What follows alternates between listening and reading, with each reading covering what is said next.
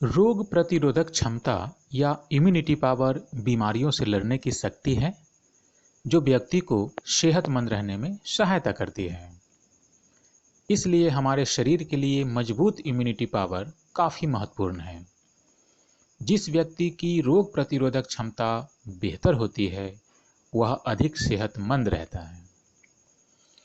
रोग प्रतिरोधक क्षमता का असर लोगों के शरीर के साथ साथ मस्तिष्क पर भी पड़ता है।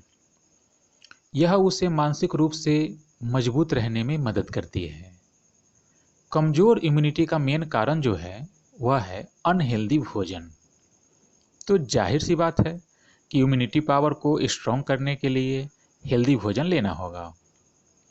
अनहेल्दी भोजन के अलावा भी ऐसे कई कारण हैं जिससे इम्यूनिटी कमज़ोर होता है, जैसे पर्याप्त नींद न लेना, वजन का अधिक होना, एक्सरसाइज न करना और नशीले पदार्थों का सेवन करना।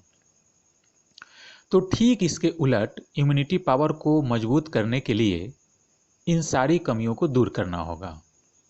जैसे पौष्टिक भोजन लेना होगा, हर रोज़ एक्सरसाइज करना होगा, भरपूर नींद लेना होगा, नशीले पदार्थों के सेवन से बचना होगा और संतुलित वजन बनाए रखना होगा। ये तो हुआ कि इम्यूनिटी किससे प्रभावित होता है। हमें यह भी जानना चाहिए कि हम पता कैसे लगाएंगे कि हमारी इम्यूनिटी कमज़ोर है या मजबूत। वैसे तो ब्लड टेस्ट से पता चल जाता है कि हमारी इम्यूनिटी कैसी है, लेकिन हमारे शरीर के कुछ सिग्नल्स होते हैं जिससे हमें इम्यूनिटी का पता चल जाता है। जैसे बार बार संक्रमण होना। अगर ऐसा लगे कि जब तब जुकाम होते रहता है, जब तब गला खराब हो जाता है, जब तब बीमार पड़ जाते हैं, तो ज़्यादा संभावना है कि इम्यूनिटी कमज़ोर है। इसके अलावा बार बार मुंह में छाले पड़ना, मसूड़ों में सूजन हो जाना भी कमज़ोर इम्यूनिटी का कारण हो सकता है। एक और बात है कि अगर बुखार न आ रहा हो, मतलब जब बुखार आना चाहिए तब भी बुखार न आ रहा हो, या बुखार आया हुआ कई साल बीत गए, तो ये भी कमज़ोर इम्यूनिटी का कारण है, क्योंकि बुखार शरीर की बीमारियों से लड़ने का काम करता है।